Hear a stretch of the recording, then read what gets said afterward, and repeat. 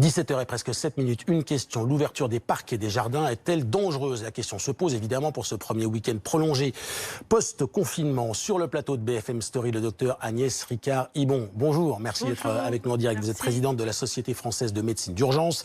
Cécile Olivier, bonjour Cécile, journaliste BFM TV qui a rejoint le pôle santé. Et vous le voyez, sous le soleil parisien, Igor Saïri qui est devant les grilles du parc des Buttes-Chaumont dans le 19e arrondissement de Paris.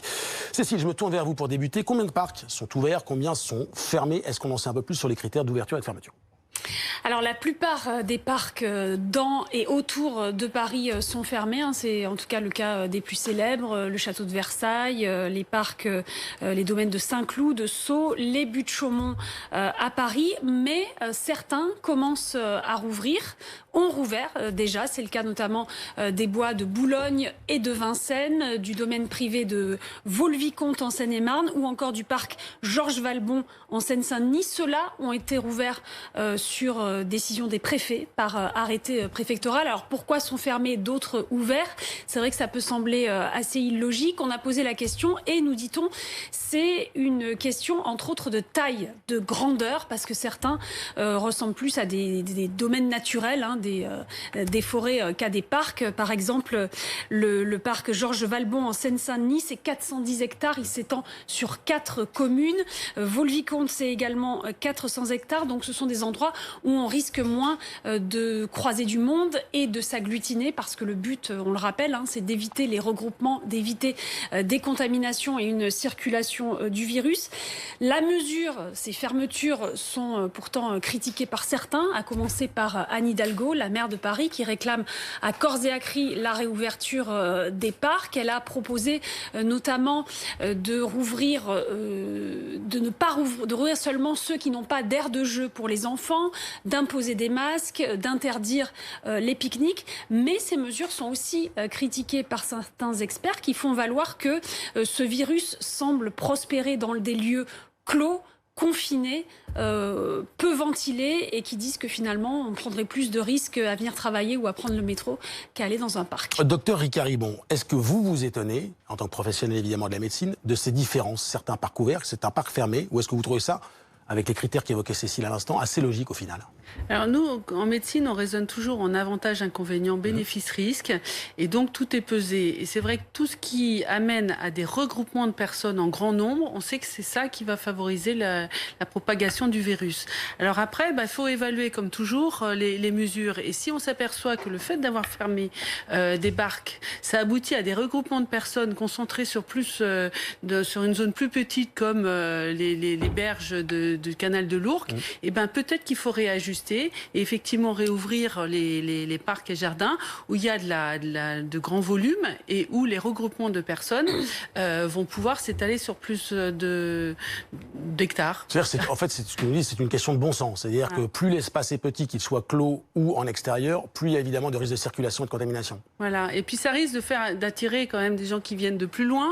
Et donc tout ça est à mesurer et bien sûr à surveiller et de faire en sorte que les gens aient des masques, qui prennent vraiment les distances. C'est vraiment les distances qui sont le plus important dans ces mesures barrières. Et voilà. Donc c'est toujours à évaluer et à réajuster. Vous parliez de barrières. On va retrouver Igor Saïri qui est devant les grilles du parc des Buttes-Chaumont. Le parc est situé dans le 19e arrondissement de Paris, évidemment. Je le disais, Igor, on le voit derrière vous. Il n'y a personne juste derrière ces grilles. Les grilles sont fermées. Bien oui, Ronald, je vais vous le montrer. Regardez, je tente de rentrer. Et cette grille est évidemment fermée. Il y a le cadenas toujours présent. Pourtant, François-Luc va vous le montrer, il est très tentant ce parc des Buttes-Chaumont. Il est un peu emblématique de la ville de Paris, un peu plus de 24 hectares tout de même.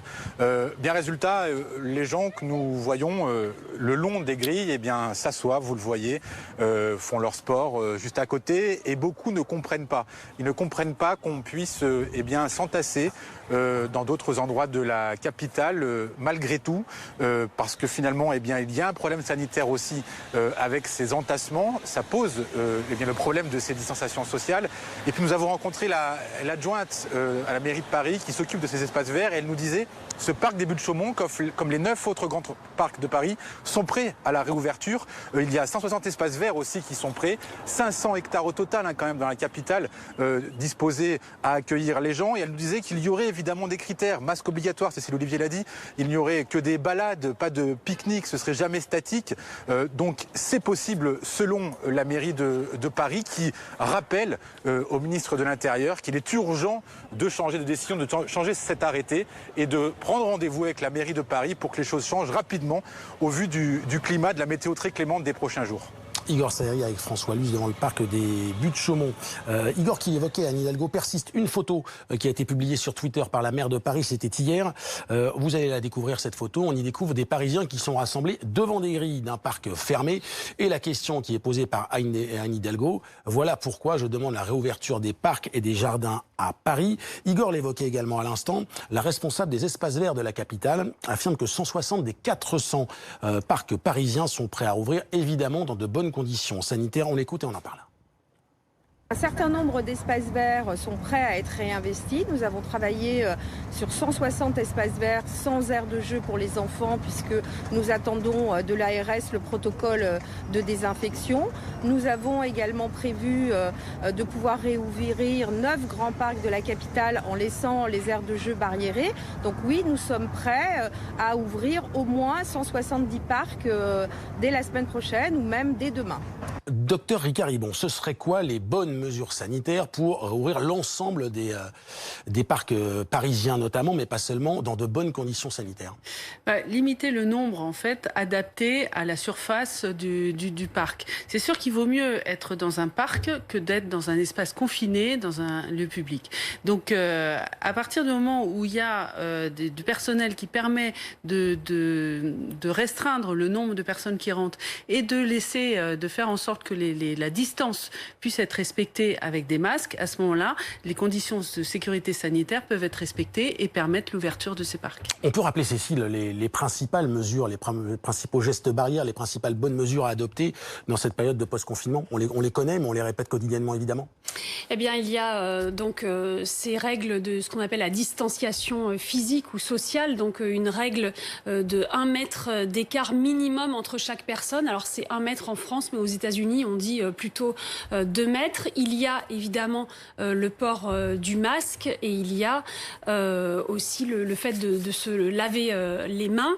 Mais encore une fois, on progresse dans la connaissance de ce virus et il semble vraiment qu'il prospère essentiellement dans des lieux clos. Il y a par exemple une étude chinoise qui a été publiée il y a une semaine et qui a recensé 318 foyers épidémiques dans 320 villes.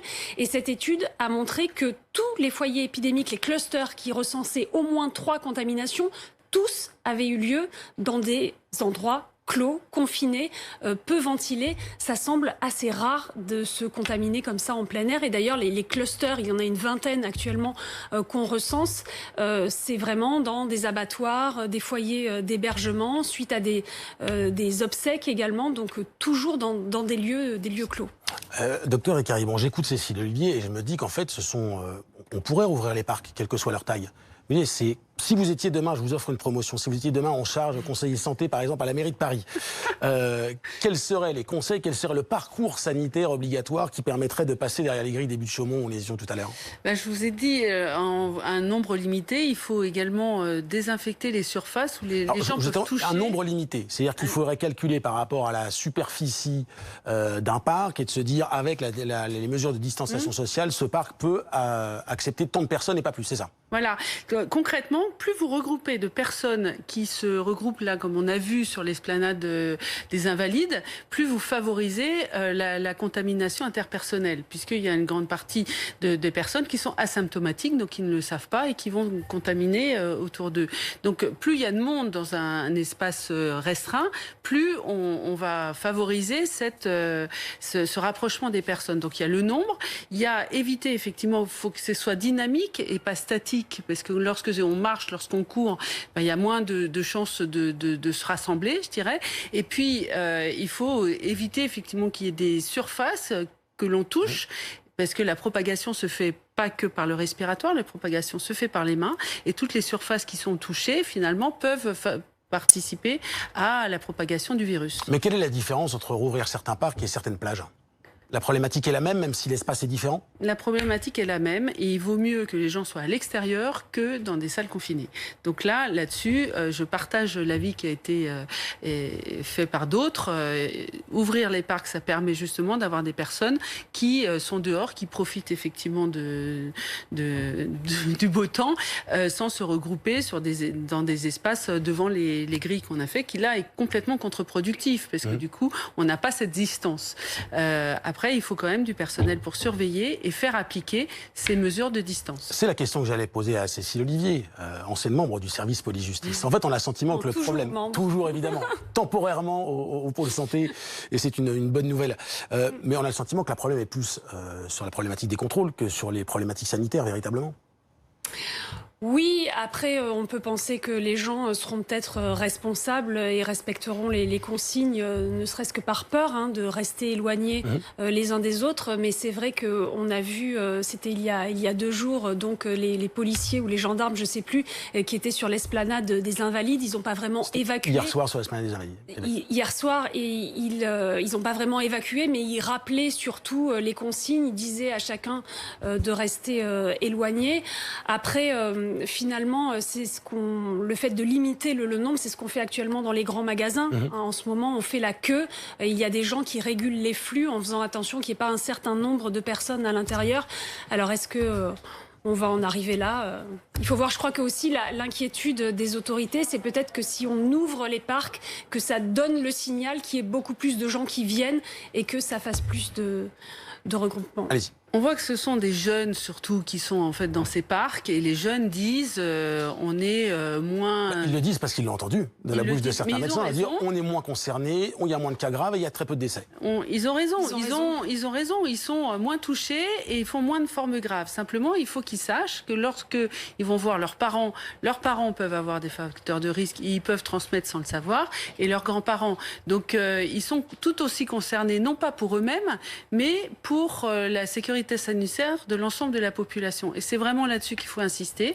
Il faut déconfiner, ça c'est indispensable parce qu'il y a des pathologies médicales qui sont liées au confinement et donc les jeunes doivent aussi pouvoir, enfin tout le monde doit pouvoir ça fait du bien à tout revivre le monde. Un peu dans tout le monde. Et nous on fait confiance, on veut faire confiance à la population, mais il faut passer effectivement les bons messages pédagogiques et qu'ils soient respectés. Quel est votre regard de médecin quand vous voyez ces images? Donc c'était hier sur l'esplanade des Invalides avec des policiers qui sont intervenus, qui n'ont pas véritablement évacué, mais qui ont fait un peu le ménage pour le dire.